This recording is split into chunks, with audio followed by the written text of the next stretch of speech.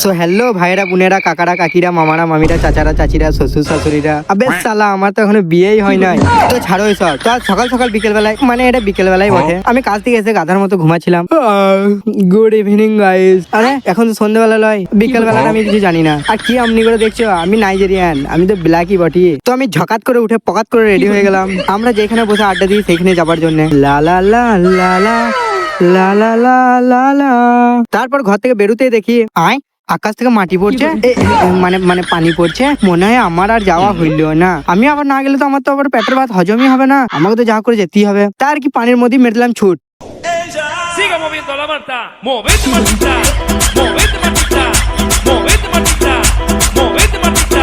তারপর ছুটতে ছুটতে দেখি এদিকে পানিটা ছেড়ে যায়। এই শালা বেকার বেকার ভিলুমবে, আর 2 মিনিট দাঁড়ালে কি এমন ক্ষতি হতো। হালকা করে ভিজেই যখন গেছি কি এমন করার আছে, তাই আর কি রাস্তা নামক একটা কেলেন্দি হয়ে চলে এলাম আমরা যেখানে চুদুর বুদুর করি সেখানে যাওয়ার জন্য। আর এদিকে যেতে যেতে আমাকে আবার এই 2টো পুকুর পেরিয়ে যেতে হবে। এই পুকুরগুলোয় যদি মাছ ছাড়া হয়, মাছগুলো অনেক বড় হয়ে যাবে।